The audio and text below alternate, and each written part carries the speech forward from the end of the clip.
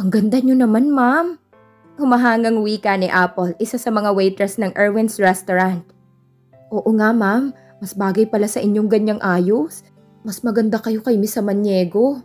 Dagdag pa ni Mitch. Sinong Miss Samaniego? Nakangiting tanong ni Corinne. Yun pong kasama ni Sir kahapon.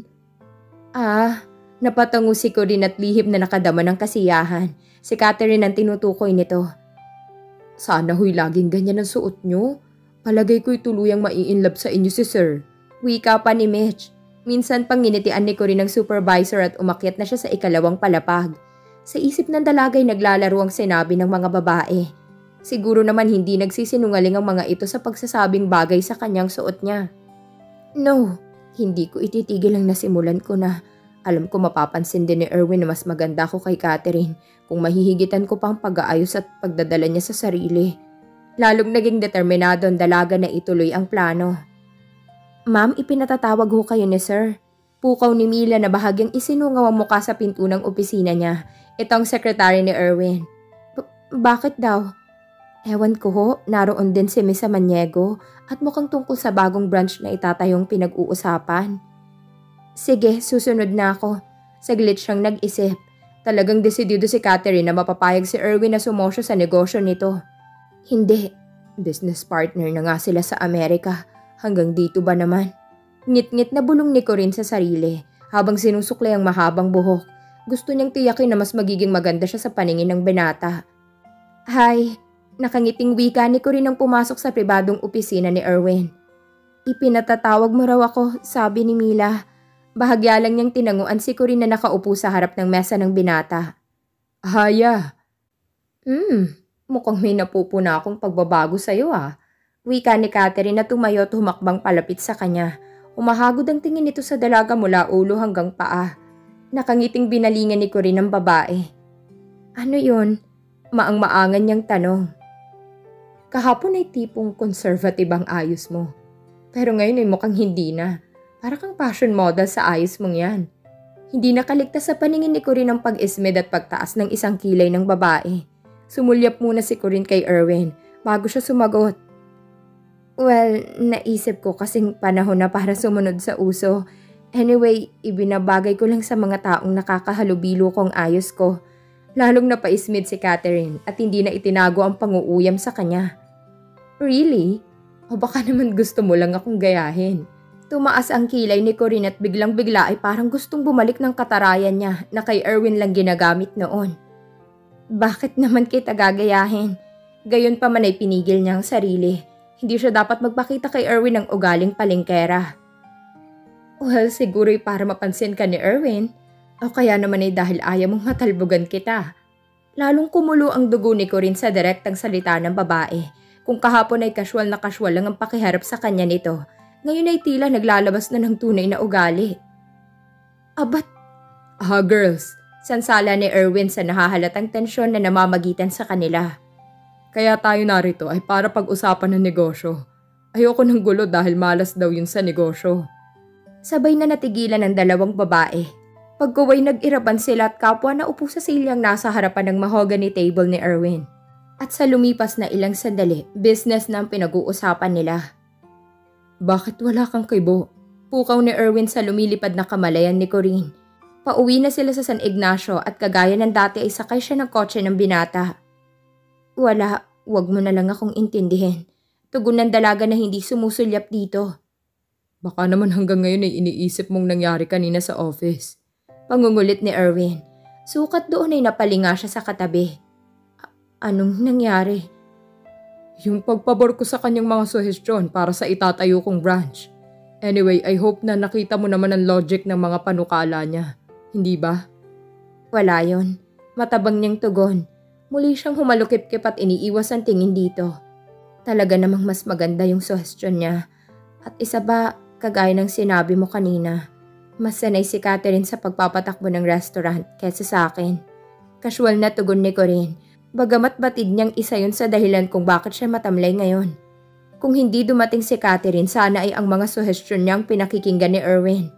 Nang mahalata ng binata na ayaw makipag-usap ni Corinne, hindi na ito muling nagtanong at ipinagpatuloy na lamang ang pagmamaneho. Dahil malamig sa loob ng kotse at talagang pagod, ilang saglit pa'y naidlip na si Corinne. Naiiling na sinulya pa ni Erwin ang katabi. May ngiti sa mga labing ilang saglit nitong pinagsawa ang paningin sa magandang mukha ng dalaga. Naalimpungatan si Corinne sa tila mainit na hanging tumatama sa kanyang mukha. Maging ang tila malambot na bagay na bahagyang dumidiin sa kanyang mga labi ay damang-dama niya. God, may humahalik sa akin. Gayunpaman hindi muna siya dumilat at pilit na hinahagilap sa isip kung nasan siya. Ilang saglit pa bago naalala ng dalaga na si Erwin nga palang kanyang kasama at nakasakay siya sa kotse nito. Nang maramdaman niyang masuyong haplos sa kanyang pisngi, natiyak ni Corinne na si Erwin ang may-ari ng palad na yon. Erwin? Dahan-dahan siyang nagmulat ng mga mata at inaninaw ang mukha ng binata. Mabutit gising ka na, narito na tayo. Bigla itong napaigtat palayo sa kanya. Nakatulog ka kaya ginising kita. Paliwanag nitong hindi sumusulyap sa kanya. Ganun ba? Kunwari naman ay baliwala sa kanyang ginawa nito. Baka gusto mo munang dumaan para magkape? Yaya niya rito kapag kuwan. Wag na, tsak na naghihintay ang mama ko sa bahay. Kung gayon ay salamat na lang.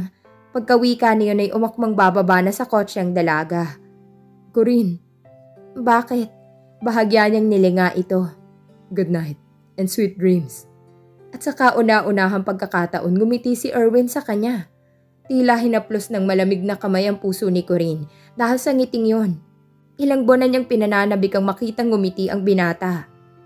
Good night, wika niya rito bago tuluyang bumaba na.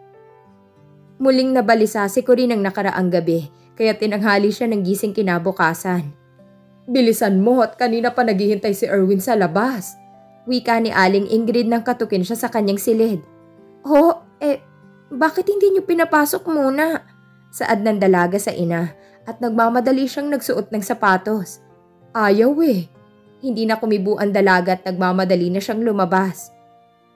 Hi, pasensya ka na, tinanghali ako ng gising. Hinging pa umanhin ni Corinne nang magtama ang mga mata nila ni Erwin nang mabungaran niya itong nakatayo sa tapat ng bahay nila. It's alright. Humagod ang tingin nito sa kanyang kabuuan. Katulad kahapon bumakas ang disgusto sa mukha ng binata nang makita ang ayos niya. Bestidang asul na walang manggas ang kanyang suot at dahil malambot ang yari ng tela humahakab yun sa kanyang katawan. Ang mahaba niyang buhok ay naka one-sided that makes her look seductive. Tamang-tama ang ayos mo. May kakausapin tayong tao ngayon. Madilim ang mukhang wika nito nang ipagbukas siya ng pinto. Ha? Kumunot ang noo ng dalaga at bahagyang napalinga rito. May kaibigan si Catherine na darating galing sa Amerika. Wika ng binata nang makasakay na sila sa loob ng kotse. They are willing to invest para sa project namin na hotel and restaurant. Hotel and restaurant? Maang na wika ni Corinne. Ngayon mo babalak ituloy ang pagpapatayo niyon? Dapat sana hindi pa, but since may mairerekomenda si Catherine na gustong sumosyo sa akin, why not? Anyway, sooner or later ay ganoon talagang plano ko. Sa kahabaan ng biyahe nila ay hindi na muling nagsalita si Corinne. Lulang-lula siya sa mga balak ni Erwin. Bigla ay naramdaman niyang habang lumalapit siya rito, lumalayo naman ito sa pamamagitan ng matatayog na pangarap. Paano ako aagapay sa'yo? Ang taas-taas mo na. Si Catherine ang may kakayahang humabol sa'yo. Umaantak ang kaloob ang bulong ng dalaga sa sarili. At iniisip niya, siya'y mananatiling empleyado nito. Erwin, I want you to meet Paul Douglas. Nakangiting pagpapakilala ni Catherine sa binata, sa lalaking kasama nito.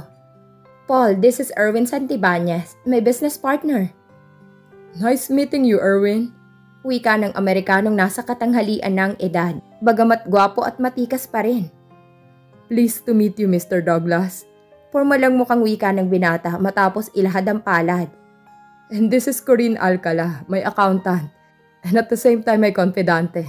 Matapos kamayan si Erwin ay bumaling na si Paul kay Corinne na hindi ikinubli ang paghangang nakasungaw sa mga mata para sa dalaga. My pleasure to meet you, Corinne. Wika ng Amerikano sabay lahad ng palad sa kanya. You're very pretty. I really like Filipina. Wika pa nito. Thank you, Mr. Douglas. Wika niyang napilitang tanggapin ang palad nito kahit naiilang siya. Sa matalim na titig at matamis na ngiti ng lalaki, damang-dama ni Corinne ang kalakip na mali siya mula rito. nang maramdaman niyang marahang pagpisil nito sa kanyang palad. Please be seated. Pukaw ni Erwin na tila nainip sa pagdadaop ng mga palad nila ng foreigner. Bahagyang yumukod sa kanya si Paul bago naupo. Si Catherine na nakatingin lang at ngingiti-ngiti ay tila may malalim na iniisip. As I've said, I'm very much willing to invest here in your country. Naniniwala akong mahusay kang negosyante, Mr. Santibanez. At bukod doon, alam kong magtatagumpay ang anumang proyekto mo dahil may lucky charm ka. Pagkawika na yun ni Paul ay sumulyap ito kay Corinne at ngumiti. Dahil sa kagandahang asal na pilitan si Corinne na gantihan ng ngiti nito. Pagkuway yumuko siya upang ikubli ang pamumula ng muka. Bahagyang nagdilim ang muka ni Erwin na hindi nakaligtas sa paningin ng ginawang pagpapapansin ng lalaki kay Corinne. Thank you, Mr. Douglas. Umasa kang mapupunta sa magandang investment ang pera mo. Wika ng binata na bahagyang sumulyap kay Corinne. Tila nais nitong alamin kung anong naging reaksyon niya sa pagpapalipad hangin ng Amerikano. That's right, Mr. Douglas. Hindi ko irerekomenda sa'yo si Erwin kung hindi siya mahusay humawak ng negosyo. Wika ni Catherine. And you're right. Corinne is his lucky charm. Saka ito sumulyap ng makahulugan sa dalaga. Kahit naiilang nagtaas ng paningin si Corinne at bahagyang nginitian si Catherine. Hindi siya dapat magpakita ng pagkadungo sa harap ng babaeng ito. Sa kabuuan ng kanilang pag-uusap nagpahiwatig si Paul na anumang sandali payag itong mamuhunan sa proyekto ni Erwin. So it's a deal, Mr. Douglas. Inilahad ni Erwin ang palad matapos nilang balangkasin ng mga balak. Yeah, it's a deal, Mr. Santibanez. Nakipagkamay ito sa binata at pagkuway sumulyap kay Corinne. Minsan pang nakadama ng pagkailangan dalaga. Ang puting unggoy na to. Halatang-halatang may pagkamanyak. Inis na bulong niya sa sarili na hindi naman magawang irapan ng Amerikano sa pangamba niyang iurong nitong pagsuporta sa mga balak ni Erwin. Well, I think this calls for celebration. Wika ni Catherine. Sabay-sabay na napatingin ang tatlo sa babae. How about ballroom dancing or disco? Kay Erwin ito tumingin sabay ngiti at kindat. Yeah. Sang-ayon ng Amerikano bago nakasagot ang binata. We're foursome, you and Erwin, me and Corinne. How about that, huh? Bumaha ang pagtutol sa dibdib ng dalaga. Sure. Tugon ni Erwin bago pa siya nakatutol. Tila sumama ang pakiramdam ni Corinne, bagamat hindi na siya kumibo. Alright, sigaw ni Paul habang humahataw ng sayaw sa gitna ng dance floor. Bagamat naiilang sa kapareha, pinilit ni Corinne na umindak sa saliw ng maharot na tugtog. Enjoying the night? Maya-maya ay tanong ng Amerikano na bahagya pang inilapit ang muka para magkarinigan sila. Yes, tugon niyang pilit na ngumiti. Nang hagilapin ng mga mata niya kung nasa ang panig ng disco house na yun sina Erwin at Catherine, nasulyapan ng dalaga na nasa counter ang dalawat kasalukuyang may pinag-uusapan. Maya-maya ay itinaas ni Catherine ang kupita nito at nakipag-toast sa binata. Ngit-ngit na ibinaling niya ang pansin kay Paul. Come on lady, let's do it! Wika ng Amerikano. Dahil sa nadaramang ngit-ngit at panibughosan na saksihang matamis na pag-uusap ni na Erwin at Catherine, na ibuhos niya yun sa pagsasayaw kaya naging maharot ang kanyang pag-indak. Matapos tunggain ang alak sa kupita niya, palihim na sinulyapan ni Erwin sina Corinne at Paul sa gitna ng dance floor. Bahagyang humigpit ang hawak ng binata sa kupita nang makita nitong mukhang enjoy na enjoy si Corinne sa pakikipagsayaw sa Amerikano. Erwin! Ha? Napabaling siya kay Catherine. Ang sabi ko, kailan mo ko isasama sa bahay niyo? Baka sa isang linggo na. Isa pang sulyap ang ginawa ni Erwin sa gawin ni na Corinne. Ay sayang, gustong-gusto ko pa namang makilala na ang mother mo. Bahagyang umilap ang mga mata ni Catherine at hindi nakaligtas sa paningin nitong matalim na titig ni Erwin kay Paul. Don't worry, makikilala mo rin siya. Pagkuway tumungga muli ng alak ang binata. Naglalasing ka ba? Ha? Bakit? Napapadalas kasing salin mo ng brandy sa baso mo. Puna ni Catherine. Of course not. Kaya lang, ano bang ginagawa natin dito? Hindi ba't para uminom at magsaya? Casual na wika ng binata. Nagkibit balikat si Catherine, tanda na hindi ito naniniwala. Isayaw mo naman ako. Tingnan mo sila Corinne at Paul. Enjoy na enjoy sa pagsasayaw. Maya-maya ay wika ng babae. Alam mo naman na hindi ako mahilig magsayaw, hindi ba? Pero Erwin, don't tell me na gagawin mo akong wallflower ngayong gabi. Nilangkapan ng babae ang tinig ng pagtatampo. Pero Come on, Erwin, huwag kang killjoy. Pagkawika na yun ay hinawakan nito sa kamay ang binata at iginiya patungo sa dance floor. Napilitan si Erwin na pagbigyan ito. Lalong naging wild sa pagsasayaw si Corinne nang makitang magkapartner na sa gitna sina Erwin at Catherine. Sa wari niya ay enjoy ang mga ito at walang pakialam sa paligid. Come on baby, shake it! Wika ni Paul. Nagpaunlak naman siya. Maya-maya ay biglang napalitan ang maharot na tugtog ng malamyos na tugtog. Napahinto sa pag-indak si Corinne at napatingin sa mukha ni Paul. Sa tingin niya ay nagkislapan sa katuwaan ng mga mata nito. Shall we? Wika nitong inihapit ang braso sa bewang niya. Napalingap sa paligid ang dalaga. Ang ilang parehang kasabay nilang nagsasayaw kanina ay magkakayakap na halos ngayon at umiindak sa malamyos na saliw ng tugtugin. Nang hagilapin niya ng tingin sina Erwin at Catherine ay nagsasayaw na rin ang mga ito. Napasunod na rin sa pag-indak ang dalaga ng igiya siya ni Paul na sumayaw ng sweet. Shit, ano ba itong napasukan ko? Inis na bulong niya sa sarili. Lalong nakadama ng inis ang dalaga nang maramdaman niyang halos pigain na ng kasayaw ang malambot niyang katawan. Tila nagpapasaklolong minsan pa siyang napasulyap sa gawin ni Erwin. Eksaktong nagtama ang mga mata nila at natanglawan ng malikot na mobile lights ang mukha ng binata. Sa kanila pala ito nakatingin. At tama bang nababasa niyang damdamin sa mga mata nito? Waring galit ang binata at nakabakas sa mukha ang disgusto sa ayos nila ni Paul. Bagay sila, no? Ha? Napabaling ang tingin ni Erwin sa kasayaw. Ang sabi ko, bagay sila ni Paul. Ulit na sabi ni Catherine. Otomatikong nagdilim ang mukha ng binata.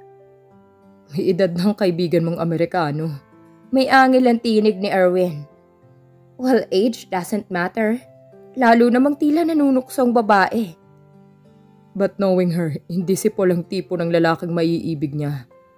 Hose? Catherine. All right. Natatabang iniharang ni Catherine ang hintuturo sa mga labi ng binata.